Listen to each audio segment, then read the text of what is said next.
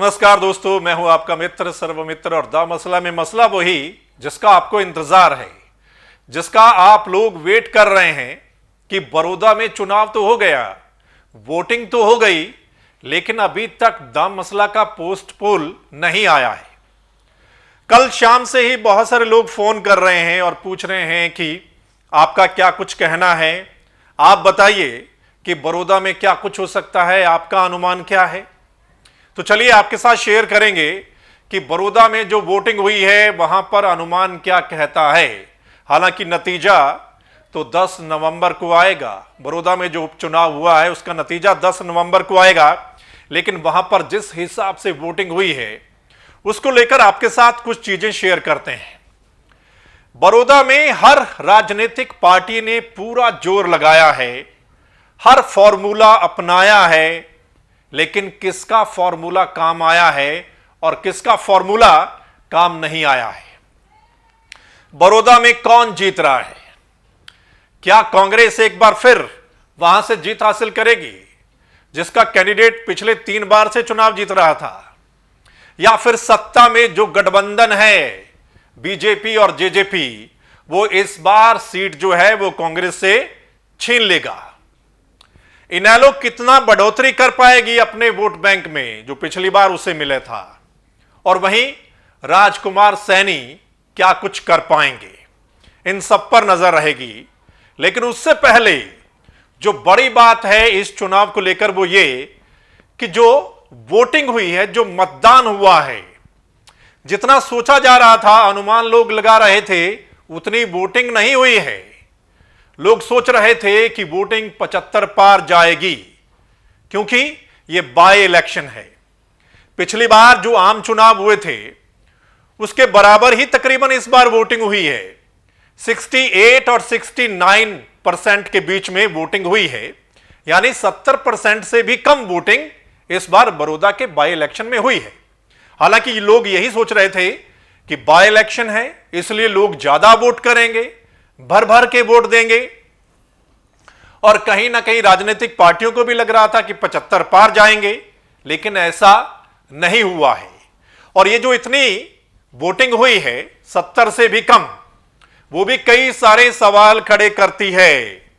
उस वोट प्रतिशत को लेकर भी बहुत सारे नेता कंफ्यूज हैं, राजनीतिक पार्टियां कंफ्यूज हैं कि ये हो क्या गया। लोग सोच रहे थे कि अगर इतनी हो जाती है तो हमारा काम बन जाएगा, अगर इतना हो जाता है तो हमारा काम बन जाएगा, अगर 75 और 80 के बीच में चला जाता है। अब कांग्रेस वाले क्या सोच रहे थे? कांग्रेस वाले सोच रहे थे कि वोटिंग प्रतिशत 75 और 80 के बीच में होगा और उनकी जीत का मार्जिन बहुत ज्यादा हो जाएगा, लेकिन ऐसा हुआ नहीं है। 70 से कम वोटिंग रह गई। अब इसको लेकर कई तरह की चर्चा वहां पर बड़ौदा में भी चल रही है कि ये जो 70 से कम वोटिंग हुई है इसका मतलब क्या है, क्यों नहीं 75 पार या 75 तक वोटिंग हुई है। चलिए अब हम बात करते हैं कि वहां पर क्या कुछ रहा है। दोस्तों, जब यह चुनाव शुरू हुआ है तो यही चर्चा थी कि कांग्रेस जो है वो 25-30 हजार से आगे है। आप सब मानते हैं जब यह चुनाव शुरू हुआ था, चुनाव से पहले भी, या नामांकन हुआ था, नामांकन के बाद जो आखिरी कैंडिडेट मैदान में रह गए थे, तो उस दिन यही था कि 25-30 से कांग्रेस आगे है, मार्जिन है इतना, सभी लोग यही अनुमान लगा रहे थे। लेकिन जब मैं वहां पर पहुंचा था तो मैंने आपको बताया था कि यह इतना आसान नहीं है। जो लोग ये सोच रहे हैं कि बहुत आसान है कांग्रेस के लिए और कांग्रेस इतने वोटों से, मार्जिन से जीत जाएगी, ऐसा नहीं है। धीरे धीरे जो गठबंधन है वो इस चुनाव को मुकाबले में लेकर आएगा, और ठीक वैसा हुआ भी।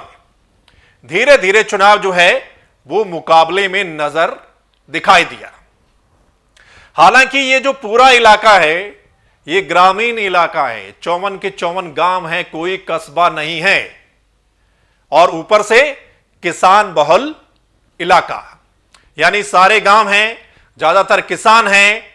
इसलिए कहीं ना कहीं यह लग रहा था कि सत्ता में बैठी जो गठबंधन है उनको नुकसान होगा और कांग्रेस यहां पर अच्छा प्रदर्शन करेगी, जिस हिसाब से ग्रामीण इलाका है और किसानों का आंदोलन चल रहा है।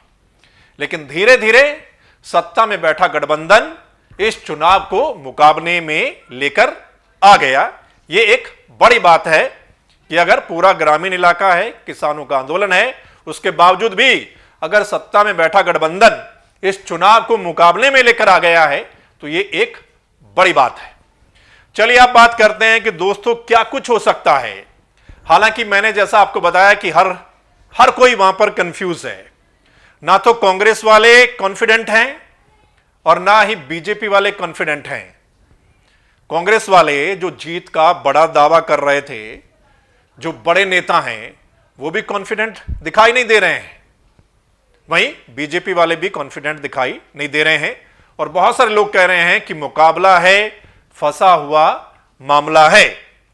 जितने भी लोगों से हमने बातचीत की है, लेकिन कुल मिलाकर फिर आखिर में यही निकलता है कि जीत का मार्जिन तो कम हो गया है, लेकिन कहीं ना कहीं कांग्रेस जो है वो यहां से रिपीट करती हुई दिखाई दे रही है। यानी कि कांग्रेस को यहां पर फायदा होता हुआ दिखाई दे रहा है। यानी इंदुराज भालू जो कांग्रेस के उम्मीदवार हैं, वो विधानसभा में पहुंचते हुए कहीं ना कहीं दिखाई दे रहे हैं। लेकिन जीत का मार्जिन जो है वो दिखाई दे रहा है कि वो 10,000 से कम का मार्जिन वहां पर अब लग रहा है। जो चुनाव जब शुरू हुआ था उस वक्त लग रहा था कि 25-30 हजार, लेकिन अब वैसा दिखाई नहीं दे रहा है।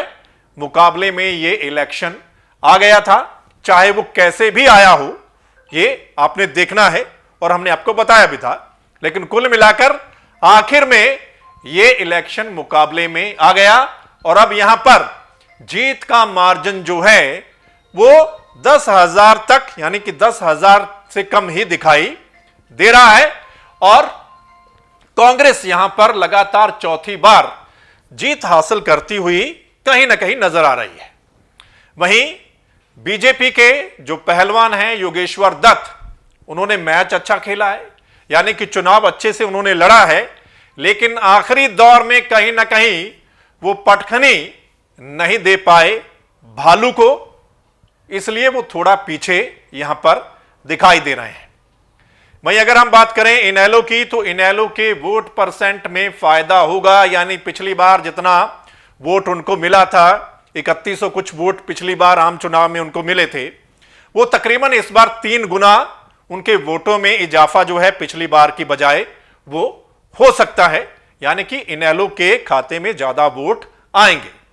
लेकिन वहीं जो राजकुमार सैनी है, जैसा वहां पर चर्चा थी या लोगों को लग रहा था कि वो इतने वोट ले जाएंगे, जितनी चर्चा थी उससे आधे वोटों पर वो सिमटते हुए दिखाई दे रहे हैं।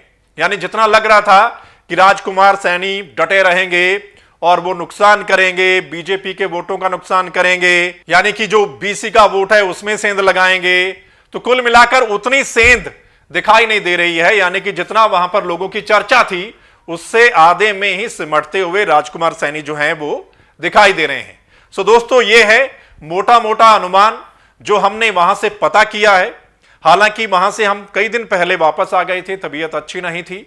अगर कल तक हम वहीं रहते, यानी वोटिंग वाले दिन, तो हम ये जो पोस्ट पोल है इससे पहले आपको बता देते। लेकिन जितना भी हमने वहां से जानकारी ली है, हमारे जो सूत्र बता रहे हैं, अंदर की जो बात है वो यही बता रहे हैं कि आखिर में मुकाबले में ये इलेक्शन दिखाई दिया है और ज्यादा जीत का मार्जिन नहीं है। हां, जो जीत का मार्जिन है वो 10,000 तक का जीत का मार्जिन है और कांग्रेस जो है उसमें एक बार फिर बाजी मार सकती है। सो दोस्तों, इस पोस्ट पोल के बारे में आपका क्या कुछ कहना है जो हमने आपके साथ चर्चा की है? आप क्या सोचते हैं? कमेंट के माध्यम से आप भी जरूर लिखकर भेजना। और अगर ये वीडियो आपको अच्छी लगी हो तो इस वीडियो को आपने ज्यादा से ज्यादा शेयर करना है। इस वीडियो को अगर आप दा मसला के यूट्यूब चैनल पर देख रहे हैं तो इस चैनल को आप सब्सक्राइब जरूर कर लीजिएगा। और अगर आप फेसबुक पेज पर देख रहे हैं तो फेसबुक पेज को लाइक फॉलो कर लीजिएगा। वो इसलिए क्योंकि जो भी हमारा अगला मसला होगा, कोई भी बड़ा मसला होगा, उसका नोटिफिकेशन आप तक उसी समय पहुंच जाए और आप वो मसला देख सकें। धन्यवाद, नमस्कार।